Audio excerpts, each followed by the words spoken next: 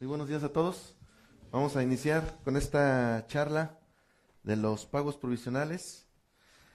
Mi nombre es Miguel Alarcón, voy a estar con ustedes. Recuerden que vamos a hacer un pequeño receso alrededor de las 11 de la mañana para que vayan a tomar unos alimentos. Ya ven que aquí los tienen bien atendidos. De ahí regresamos para la segunda parte del evento, para terminar alrededor de las 2 de la tarde. Cualquier duda que tengan, por favor, nada más me indican para que les pasen y les cedan el micrófono, porque el curso también se encuentra en línea.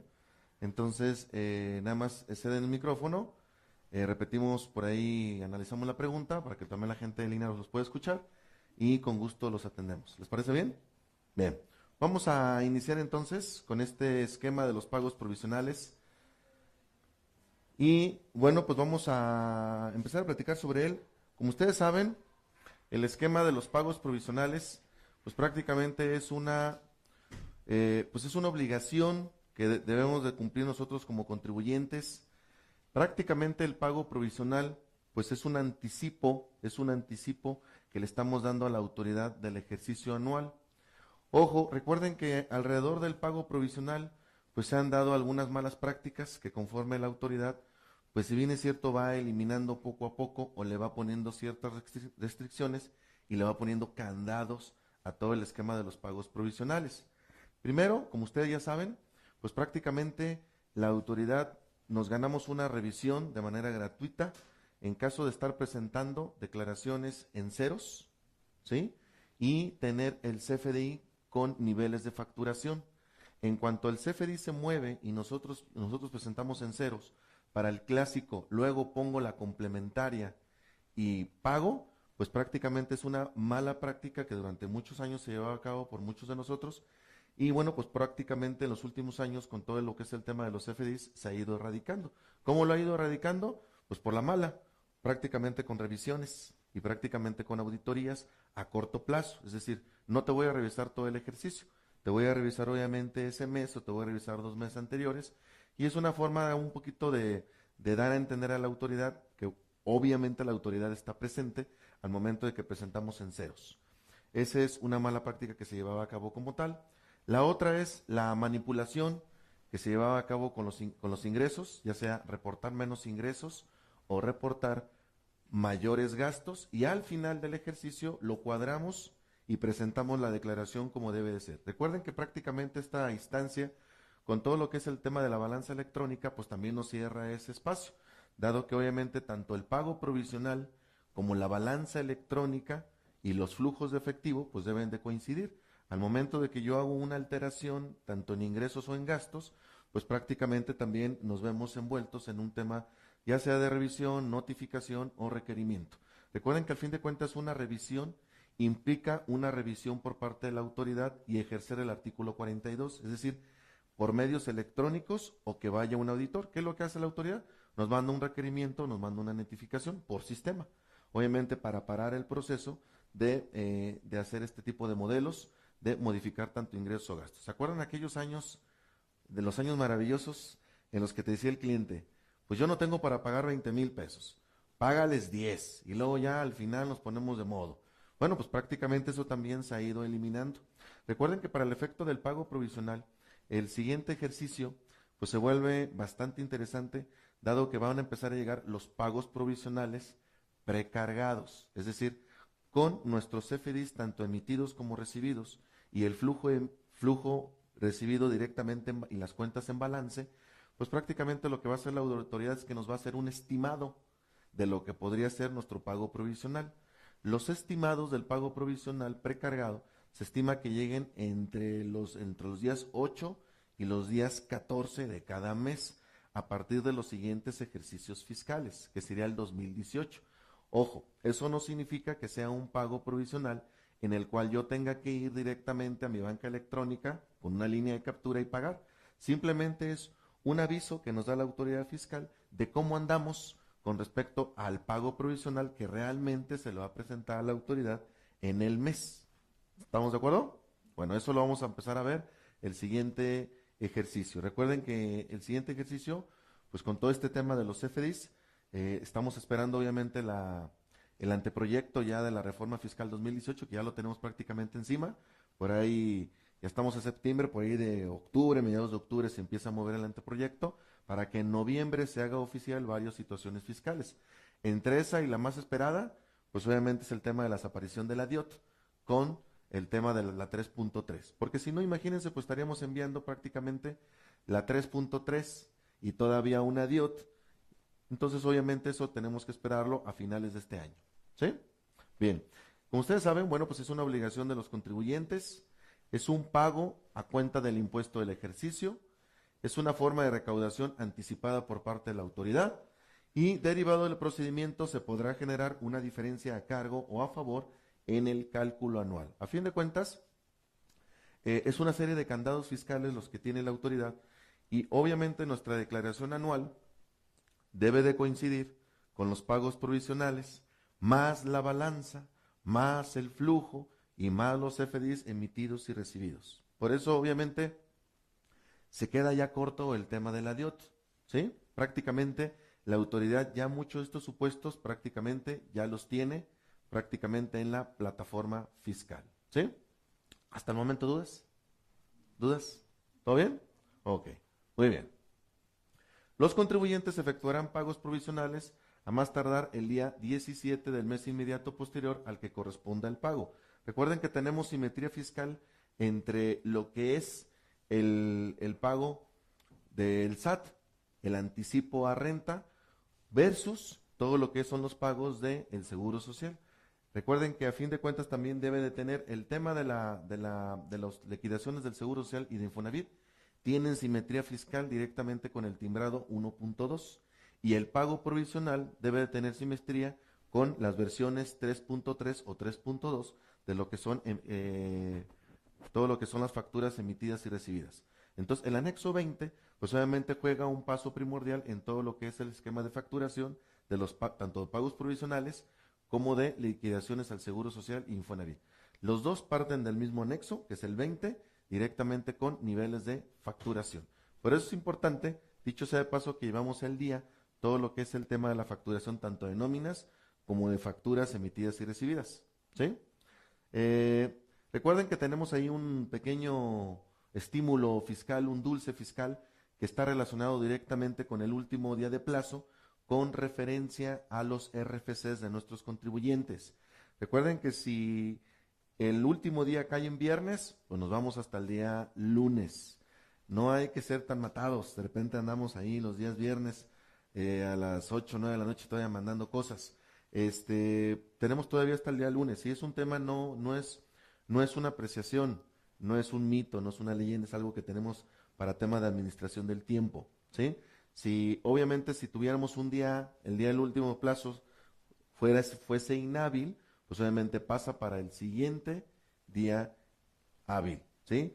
Ahora, por ejemplo, pues la siguiente semana que tenemos el tema del puente del puente de septiembre, pues obviamente pasa todas las obligaciones para el día lunes, ¿sí? Otro esquema que obviamente podemos jugar directamente con toda esta situación de los pagos provisionales es el escenario de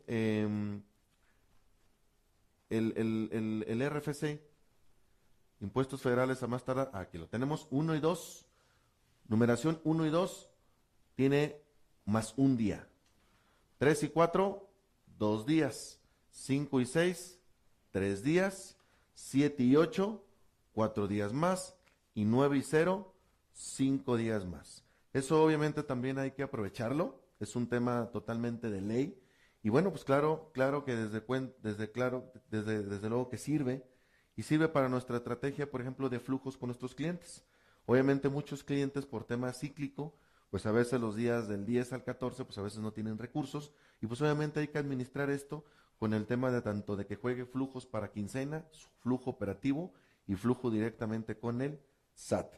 Recuerden que muchos años había mucho tiempo donde muchos contribuyentes, por ejemplo, se jineteaban el tema del IVA. Entonces decía, bueno, me jineteo el IVA 2 o 3 meses, compro algo y posteriormente, cuando me empiece a generar flujo, me pongo de acuerdo con el SAT. Esa es una práctica muy peligrosa, ¿sí? Ese es el paso de la muerte.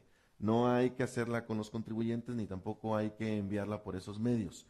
Prácticamente tenemos estos esquemas de días adicionales, pero pues obviamente no hay que abusar de los días que tiene el SAT para el pago, ¿sí? Otra, recuerden que nosotros para tema de control interno, que ese es un tema, pues es un tema no fiscal, pero que nos lo da obviamente la ley de sociedades mercantiles. Recuerden que nosotros en nuestras empresas debe haber una figura que se llama el comisario. El comisario es el control interno de la empresa, es el órgano de fiscalización que tienen todas las constitutivas dentro de un escenario legal. El comisario precisamente es el que se junta con el contador. Nosotros como contadores hacemos la emisión de la información fiscal a final de mes y el comisario tentativamente se tiene que sentar con nosotros los primeros 5 días del mes para revisar lo que va a ser la liquidación del seguro social y el pago provisional. ¿Cuál es la ventaja de la función del comisario? Es que en los estados financieros y en la firma de las documentaciones, pues firma el comisario y firma el contador. Generalmente toda esta atribución donde de repente el cliente dice, la culpa la tuvo el contador fue el que emitió, el contador fue el que no me avisó, y todo ese tema de la responsabilidad solidaria, pues literalmente la tenemos que abordar solos, pero porque nosotros queremos. Realmente tenemos un chaperón ahí que se llama un comisario. Nada más que, pues ahí el dueño, pues no le gusta pagar un sueldo adicional, y el contador, pues no nos gusta que nos revisen la información. Entonces, bueno, pues el comisario como que nada ahí de muertito, pues prácticamente ni firma y ni revisa, nada más es como una figura decorativa y al final el que termina por absorber prácticamente la responsabilidad de los provisionales y toda la información que se le entrega a la autoridad, pues queda solito el contador, ¿sí? Queda solito totalmente, ¿vale? Bien, ese nada más es un comentario al alcance de la revisión que tenemos que hacer cada mes en nuestro ejercicio provisional. ¿Dudas? ¿Dudas? ¿Todo bien? Ok. Fíjense. No aplica, fíjense, no aplica este esquema del beneficio fiscal de los días adicionales a contribuyentes que opten por dictaminarse. Los que optan por dictaminarse están fuera del esquema de los días adicionales. Recuerden que el dictamen, pues para efectos fiscales del SAT, pues prácticamente el dictamen no tiene ningún beneficio ni tampoco tiene ningún escudo fiscal, ¿sí? Si bien es cierto, los que se dictaminan en el año sí tienen un proceso de prórroga, o sea, ellos no pasan los pagos o no presentan la anual como tal en el mes de marzo, tienen una prórroga adicional. Ese es el único beneficio que tiene como tal el dictaminarse. Pero obviamente no significa que estén exentos de ninguna revisión, ni tampoco de que no hagan sus pagos provisionales. Ese simplemente no es un esquema de blindaje, simplemente es un apartado donde los contribuyentes de alguna manera pueden diferir un poquito el anual, pero prácticamente no tiene escudo fiscal. Recuerden, el que tiene todavía cierto peso es la dictaminación ante el Seguro Social con contador autorizado. Ese sí, obviamente autorizado y certificado, ese sí tiene de alguna manera un peso fiscal como tal. Los del gobierno y entidades federativas, esos tampoco tienen ningún tipo de plazo especial. Organismos descentralizados tampoco. Partidos y asociaciones políticas tampoco, esos viven en el título 3 y prácticamente son los consentidos del SAT y esos no tienen como tal, de hecho, ni siquiera tienen obligación de presentar contabilidad. Entonces, pues prácticamente están fuera de todo esquema. Son, digamos, son los protegidos, ¿no? Para entenderlo mejor. Y empresas integradoras e integradas tampoco pasan por un proceso de presentación directamente con beneficio fiscal, ¿sí? Bien, vamos directamente con el coeficiente. Ojo, recuerden que aquí tenemos una observación fiscal. Nosotros, como contribuyentes, llamamos la atención del SAT si en más de 5 años, ¿sí? Presentamos coeficiente de utilidad donde refleje un margen de utilidad menor al 10%. Recuerden que eso es una observación que tiene la autoridad fiscal. Podemos haber presentado nuestros pagos provisionales en tiempo y forma. Podemos estar declarando algún tipo de utilidad, pero hay muchas estrategias mal habidas, ¿sí?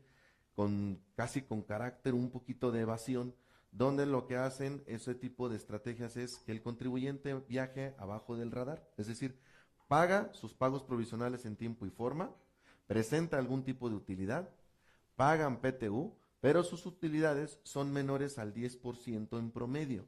¿Qué es lo que hacen? Manejan una utilidad muy baja, es decir, no se meten con tema de pérdidas, hacen la deducción de la PTU, pero obviamente no es posible que ese tipo de negocios, por sus características, manejen coeficientes menores al 10% en un tiempo tan prolongado de tiempo. ¿Por qué? Porque hay negocios que por sus características, sus márgenes de utilidad naturales son arriba del 30 o 40%. Entonces, cuando ven la cantidad de ingresos y obviamente ven el proceso que tienen para obtener sus gastos, pues no es posible que el coeficiente esté tan castigado, ¿sí? Entonces, sí es importante que no se viaje la empresa con ese tipo de esquemas fiscales para evitar un tipo de revisión. Por ejemplo, un abarrotero, pues no es posible que en 5 o 6 años pues maneje coeficientes por debajo del 10%, cuando sabemos que una abarrotera por default, así solita, castigada, te da el 20% de margen de utilidad. Entonces no es posible que el coeficiente maneje menos del 10, porque obviamente para un abarrotero pues precisamente no sería negocio como tal. Una empresa de logística, por ejemplo, una empresa de logística o de transporte, sus márgenes de utilidad son arriba del 60%. Manejando coeficientes menores al 10, pues obviamente tampoco es coherente lo que yo estoy pagando a la autoridad con respecto al margen reflejado directamente en el esquema fiscal. Entonces hay que tener cuidado con ese tipo de prácticas relacionadas con coeficientes. Igual manera, recuerden que tanto el coeficiente está vigilado para efectos de los márgenes de utilidad como las pérdidas fiscales. ¿Sí? En el caso de las pérdidas fiscales, cuando tocamos la pérdida número 3 más 1, es decir, la número 3, y tenemos tendencia a manejar un año adicional con pérdida, también obviamente se vuelve observable, porque te dice qué negocio puede operar con prácticamente 4 ejercicios consecutivos de no estar generando una utilidad como tal. Entonces, recuerden que ahí hay que tener mucho cuidado con el esquema de pérdidas fiscales de manera consecutiva. ¿Qué es lo que hacen de repente muchas asesorías o muchos contadores? Bueno, pues manejan dos y luego una te trae una utilidad, absorbe por ahí las pérdidas, el siguiente año otra utilidad y bueno, pues los siguientes hace una estrategia para generar algún tipo de pérdidas. Pero obviamente aquí el tema no es generarlas de manera consecutiva. De manera consecutiva llamamos de manera, pues ahora sí que de sobremanera el tema fiscal de la revisión. Recuerden que tanto el coeficiente o los esquemas de fiscalización de coeficientes con pérdidas, pues no los hace un humano como tal. Actualmente lo que hace el SAT es que lo hace totalmente por sistema. Y en el sistema, pues obviamente nos manda primero una notificación donde dice, oye, pues estoy viendo que tienes estas pérdidas, necesito que vengas y me aclares el proceso de por qué tu negocio no está generando como tal, ¿sí? Entonces hay que tener cuidado con ese esquema de integración tanto de pérdidas como de coeficientes fiscales, ¿sí? ¿Dudas? ¿Dudas? ¿Vamos bien? Siguiente. Se calculará el coeficiente de utilidad correspondiente al último ejercicio de 12 meses por el que se hubiera o debió haberse presentado la declaración. Para este efecto, la utilidad fiscal del ejercicio por el que se calcule el coeficiente se dividirá entre los ingresos nominales del mismo ejercicio como tal. Número 2, tenemos un esquema de beneficio que se llama la deducción inmediata. Recuerden que la deducción inmediata también es uno de los temas pendientes que estamos revisando para que se genere el anteproyecto de la reforma, porque ustedes han de saber que la deducción inmediata se creó por ahí en la reforma del ejercicio 2016 para todos los activos que se adquirieron a partir de septiembre del 2015. Ustedes recordarán, todos los activos que se adquirieron de septiembre del 2015 a diciembre del 2015 figuraron directamente en el anual del ejercicio 2015. A partir de ahí, la deducción inmediata juega en los pagos provisionales del ejercicio 2016 y en los del 2017. Ojo, la deducción inmediata cuando se creó en la reforma del 2016 tiene una vigencia hasta el ejercicio 2017. Estamos esperando, obviamente, a que la deducción inmediata tenga, obviamente, una ampliación para el ejercicio 2018. Recuerden que la deducción inmediata era algo que ya teníamos de manera permanente y en la reforma del 2014 la desaparecieron, dijeron ya no hay deducción inmediata y la regresaron para el ejercicio 2016. Este es un tema totalmente pendiente y hay dentro de la deducción inmediata ciertas inversiones que le ayudan directamente a la empresa a el tema del pago provisional. En específico, lo más atractivo para las empresas dentro de la deducción inmediata, porque obviamente no son todos los activos. Recuerden que la deducción inmediata juega directamente con activos y lo que hace la autoridad es que la deducción inmediata juega prácticamente con activos productivos para la empresa. ¿Qué es lo más interesante de la deducción inmediata? Las construcciones,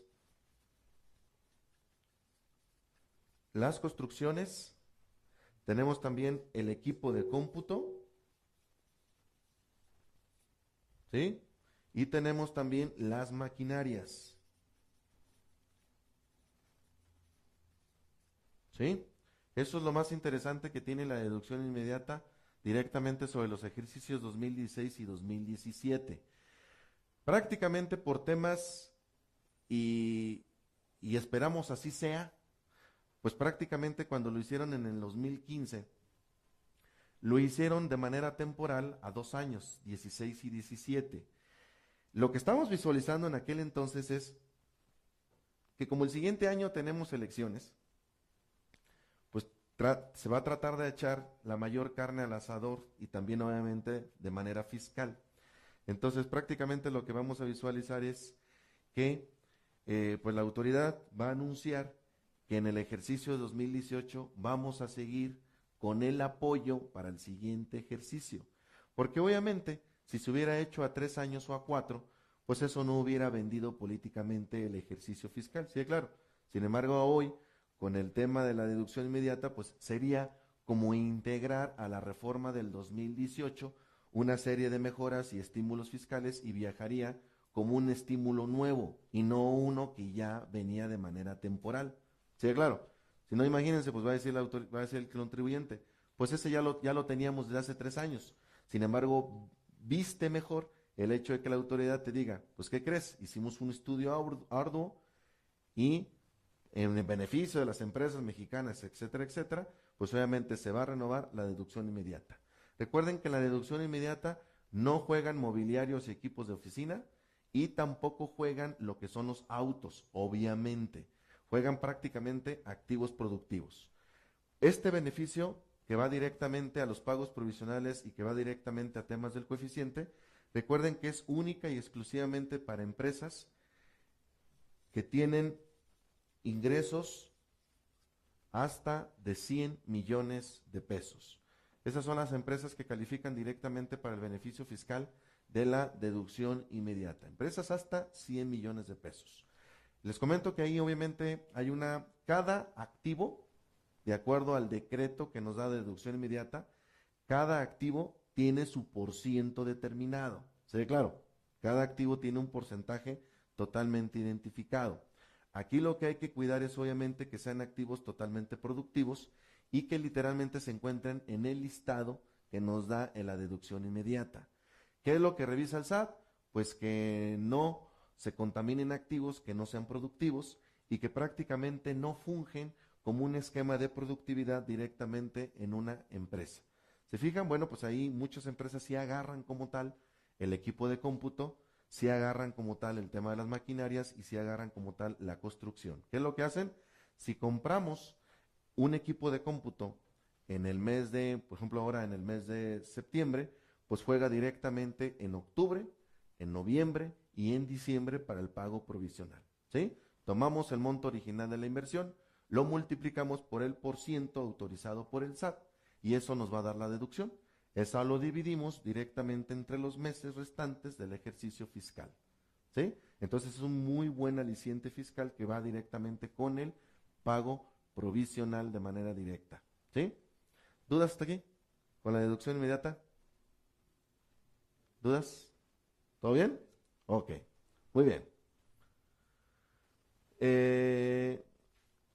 También tienen estímulo directamente, por ejemplo, los que efectúen inversiones en la construcción y ampliación de infraestructura de transporte tales como carretera, caminos y puentes. Algo que la más el último detalle, la deducción inmediata. Cuando mandamos el activo directamente por deducción inmediata, ya no es necesario que viaje directamente con el artículo 34 y 36 de renta. Es decir, si por ejemplo adquirimos un equipo de cómputo, pues obviamente ya no es necesario mandarlo a 3 ejercicios con tasa del 30. Así que claro, ya lo podemos mandar directamente con una tasa depreciatoria del 89% que traen los equipos de cómputo. Entonces ya no es necesario que viaje por el camino de la depreciación, ya lo mandamos directamente con deducción, digamos que es una deducción anticipada, ¿sí? Por eso se llama inmediata, prácticamente cae en el ejercicio fiscal y nos lo traemos prácticamente todo. ¿Por qué? Porque el equipo de cómputo o las construcciones, pues prácticamente es un esquema que todas las empresas ocupan o remodelar o construir o comprar equipos de cómputo. Entonces prácticamente lo marcas directamente con deducción inmediata. ¿Sí? Bien. El estímulo consiste en efectuar la deducción inmediata a la inversión de bienes nuevos de activo fijo, en lugar de las previstas en el 34 y 35, deduciendo en el ejercicio en el que se adquieran los bienes la cantidad que resulte de aplicar al monto original de la inversión, únicamente los porcientos que establece la fracción de este decreto. Recuerden que este es un decreto con vigencia totalmente temporal. La parte de dicho monto que exceda de la cantidad que resulte de aplicar al mismo porciento será deducible únicamente en los términos de la fracción 3. ¿Sí? Los contribuyentes que aplican el estímulo fiscal adicionarán a la utilidad fiscal o reducirán de la pérdida fiscal del ejercicio por el que se calcule el coeficiente, según sea el caso el importe de la deducción a que se refiere esta fracción de manera directa. Entonces, obviamente juega directamente con nuestros pagos provisionales. Es un buen esquema para disminuir precisamente el esquema de los pagos provisionales. Recuerden que ya viene por ahí los últimos meses del año, en los cuales es cuando entra en función el esquema de planeación fiscal para el siguiente ejercicio, y es precisamente en los finales del año cuando vemos la tendencia de los ingresos que trae nuestro contribuyente para el cierre del 2017, donde, y está totalmente de ley, digamos, es una planeación totalmente de ley, el que nosotros hagamos una planeación, por ejemplo, con la adquisición de servicios que necesita el contribuyente para disminuir directamente el coeficiente del siguiente ejercicio. Ya que regresen del desayuno y que estén bien alimentados, por ahí les presento ahí un esquema de deducción directamente al pago provisional con coeficiente. ¿Sale? Bien. Deducciones de inversiones en el pago provisional. Quienes apliquen este estímulo podrán disminuir de la utilidad fiscal, de acuerdo al artículo 14, el monto de la deducción inmediata efectuada en el mismo ejercicio, en los términos de esta fracción del 14. El citado monto de la deducción inmediata se deberá disminuir por partes iguales en los pagos provisionales correspondientes al ejercicio fiscal de que se trate a partir del mes en que se realice la inversión. Recuerden que aquí el secreto no es tanto realizar las inversiones. Aquí el secreto que va directamente con la deducción y también con la adquisición de servicios que más adelante vamos a platicar, la clave número 1 se llama que la empresa tenga flujo. ¿Sí? Claro, que la empresa prácticamente tenga flujo como tal.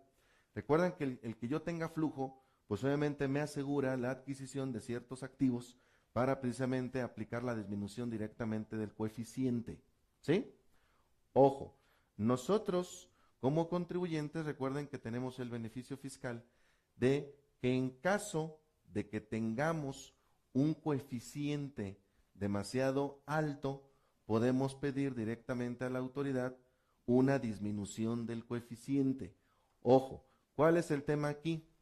Que la autoridad nunca determina qué es un coeficiente alto, porque puede ser alto para un contribuyente y bajo para la autoridad, es un tema de percepción, y tampoco determina de cuánto va a ser la disminución del pago provisional o del pago o la disminución del coeficiente.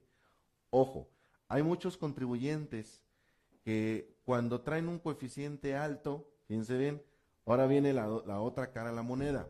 Cuando traemos coeficientes demasiado bajos, menores al 10%, llamamos la atención de la autoridad, más que nada por ser demasiado bajos y ser consecutivos. Cuando el contribuyente trae coeficientes altos y el contribuyente los paga sin hacer ninguna observación fiscal a la autoridad, también llama la atención. ¿Por qué? Porque cuando solicitas una disminución del coeficiente, en automático estás expuesto a una revisión por parte de la autoridad del ejercicio fiscal. No crean que la autoridad no está esperando con los brazos abiertos y dices, perfecto, te creo, te hago la disminución del coeficiente. Entramos a un proceso de revisión y de fiscalización, donde obviamente el contribuyente deberá ofrecer las pruebas de el coeficiente como tal alto, primero que sea bien calculado, obviamente nos revisa los resultados, y la justificación de por qué queremos que se disminuya ese coeficiente, ya sea por temas de ciclicidad, ya sea porque los negocios a lo mejor están a la baja, ya sea porque el negocio en el que está el contribuyente a lo mejor va a desaparecer, a lo mejor porque el negocio en el que está el contribuyente hay demasiada competidores, en fin, por ejemplo, es muy usual que, por ejemplo, en zonas de desastre, casi por regla, el contribuyente ponga un recurso fiscal, inclusive para no pagar los pagos provisionales. Por ejemplo, ahora que vienen los temas, ahora la gente de Los Cabos y todo eso, cuando se da ese tipo de fenómenos naturales, pues el hotel o los hoteles o los prestadores de servicio casi por regla meten el recurso fiscal para disminución o eliminación de los pagos provisionales que restan del año. ¿Por qué? Porque dicen, ¿cómo quieres que te pague a ti autoridad fiscal? O remodelo el hotel, le pago a mi gente, o te atiendo a ti. Entonces la autoridad baja un poquito los bracitos y te dice, está bien, te dejo que no pagues el provisional y nos vamos directamente hasta el anual. Ahí sí ya sacamos diferencias. Pero son temas totalmente especiales. Por ejemplo, hay muchos contribuyentes que por tema de inseguridad, por ejemplo, la gente de Michoacán o de Guerrero, cuando el SAT da a conocer los listados de zonas y dice, estas son las zonas más vulnerables fiscalmente porque no pagan, porque tenemos problemas fiscales de recaudación, etcétera, etcétera, también se mete un recurso y dice, pues ¿cómo quieres que te pague si no tengo gente con qué trabajar, si realmente tengo que meter inversiones en seguridad, el gobierno no me lo proporciona, etcétera, etcétera, y se mete una justificante para disminuir el pago provisional o en su caso que se exente el pago provisional, el contribuyente siempre deberá tener una justificante adicional, obviamente, al proceso de revisión. ¿Sí? En este esquema, obviamente el proceso de revisión se hace de la siguiente manera. Si el coeficiente es demasiado alto, donde obviamente sacrifique el tema de los flujos de efectivo del contribuyente, lo que va a hacer el contribuyente es que va a justificar que al final del año le va a dar una cantidad a favor y no tiene caso que le dé una cantidad a favor si previamente como tal el coeficiente le va a generar ese resultado. Entonces lo que le piden a la autoridad es, en lugar de que tú traigas mi flujo, pues obviamente déjame trabajar con él y al final del año, pues obviamente te pago la diferencia y ahora sí nos vamos directamente con la anual. Ese es un esquema directamente, ojo, durante los primeros 6 meses tenemos que trabajar con el coeficiente, sí, normalito.